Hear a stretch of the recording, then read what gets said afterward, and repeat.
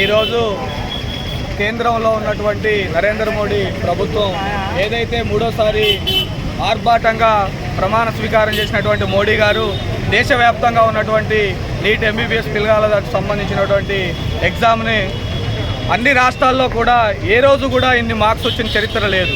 ఎందుకంటే ఒక హర్యానా రాష్ట్రంలోనే 67 మంది విద్యార్థులకు 720కి 720 మార్కులు వచ్చినాయి. అంటే ఇది కంపల్సరీ పేపర్ లీకేజ్ అనాలా, లేదంటే ఆ పరీక్షా కేంద్రంలో ఉన్నటువంటి ఏదైతే ఒక పరీక్షా కేంద్రంలో సంబంధించి 8 మందికి మాత్రం ఒకే సెంటర్లో ఉన్న వాళ్ళకి 720కి 720 మార్కులు వచ్చినాయి.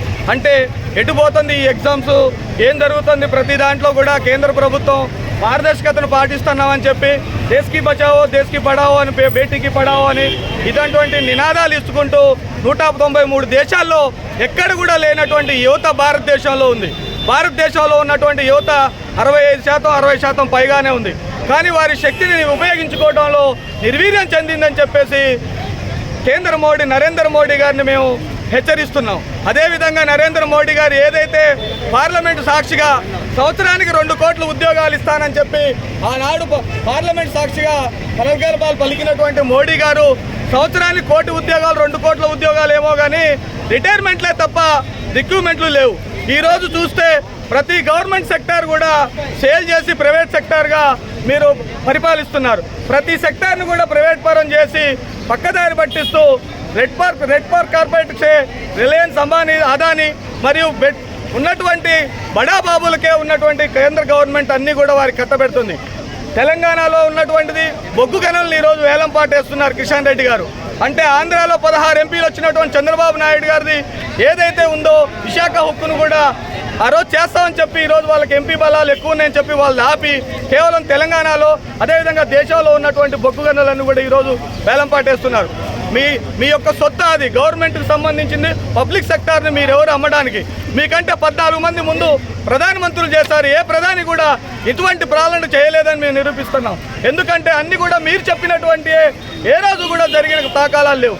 ఇటువంటి జరుగుతున్నటువంటి నరేంద్ర మోడీ గారు ఇకనైనా మీరు మూడోసారి నక్క మూలిగి ఏదో వచ్చి ఆ చంద్రబాబు నాయుడు గారు అదేవిధంగా నితీష్ గారు వాళ్ళు సపోర్ట్ తీసుకొని గవర్నమెంట్ నిలబెట్టుకున్నారు. కానీ మీరు భవిష్యత్తులో ఏదైతే ఉందో ఉన్నటువంటి మీరు ఇచ్చినటువంటి హామీలన్నీ కూడా నెరవేర్చకుంటుంటే మీరు మధ్యలోనే గద్దె దిగ తప్పదు.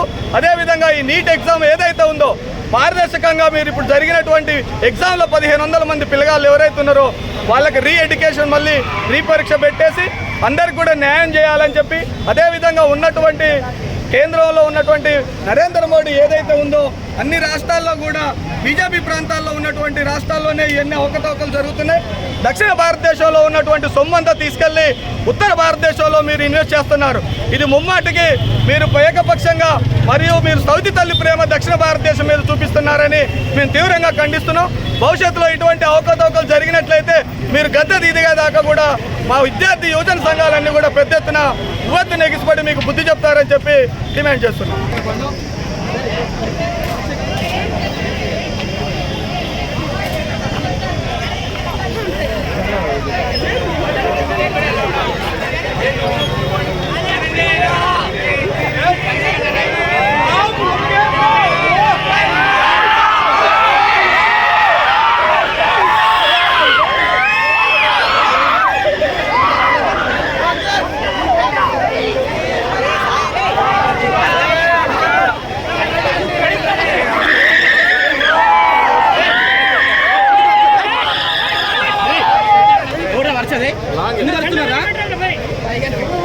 ఎందుకు అరుస్తున్నారా తమ్ముడు?